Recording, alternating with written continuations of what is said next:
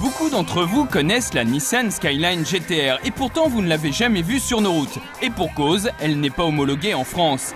La raison d'un tel succès vient en fait d'un jeu vidéo très populaire, Gran Turismo, dont c'est l'une des vedettes. À Turbo, comme vous, nous rêvions de passer de la manette de jeu à son vrai volant.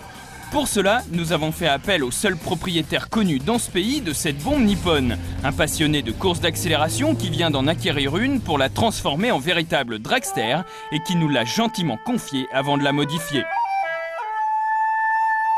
Issue de la paisible Nissan Skyline ancienne génération, la GT-R est l'équivalent de la BMW M3 pour la série 3 ou de la C32 AMG pour la classe C de Mercedes, c'est-à-dire une évolution surpuissante et ultra performante d'un modèle de série classique. On ne peut donc pas réellement parler de tuning car il s'agit de modifications apportées par le constructeur lui-même respectant de fait les contraintes de sécurité et de fiabilité du modèle de base. Mais force est d'admettre qu'ainsi vêtu, le coupé Skyline est méconnaissable et impose d'emblée une impression de puissance.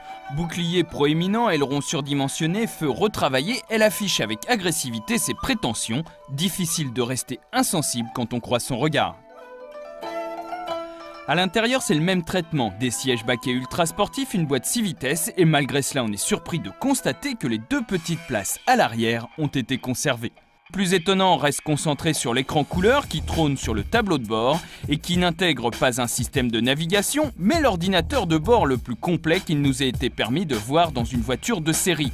Une grosse partie des données moteurs y sont regroupées, tout cela est paramétrable et même affichable sous forme de graphique comme sur les télémétries de Formule 1.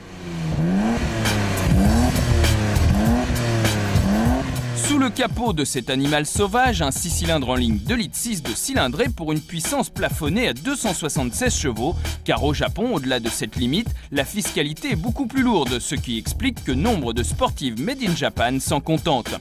Rajoutez à ce tableau les deux turbos en céramique et vous comprendrez que la Skyline GT-R V-Spec est devenue mythique. Après l'émotion visuelle d'approcher une auto si inhabituelle, c'est le rythme cardiaque qui s'accélère au moment de tourner la clé de contact. Musique!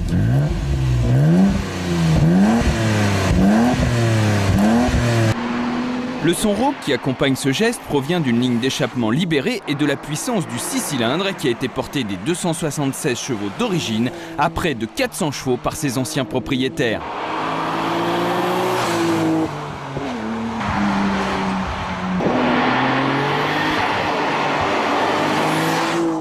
Heureusement pour passer toute cette puissance, la Skyline GT-R est équipée d'une transmission à 4 roues motrices. Associée à son châssis rigidifié, le résultat ne se fait pas attendre. Dès les premiers virages, on est séduit par l'incroyable tenue de route de la voiture.